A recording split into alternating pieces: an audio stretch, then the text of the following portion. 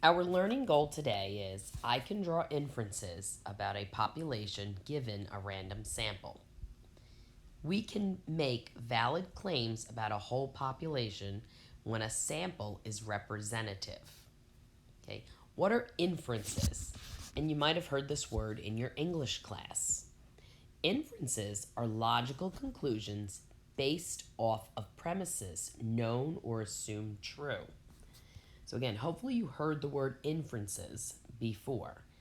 Okay, and how do we get those inferences as math? Well, we use different calculations. Here we're looking at Frank, who has a donut shop in Burbank, California.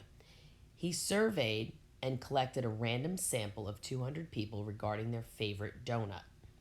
Make two inferences based on the results. So the first inference that he made was the people sampled in student sample number 1 preferred sprinkles on their donuts.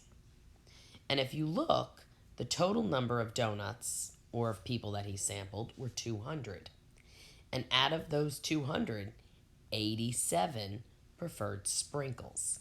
So I would definitely say that the majority of the people he surveyed in sample number 1 preferred sprinkles.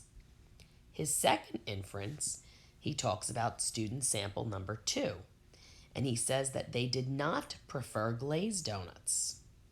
So again, 200 students were sampled, and only 32 of them preferred glazed donuts. So we can inference that we can see that the least number of people preferred glazed donuts. He also says more than half of the people sampled preferred maple donuts. And again, 112 out of 200 preferred maple donuts.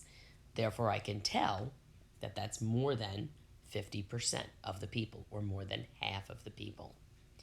You're going to try the your turn, and then we will go over these in class.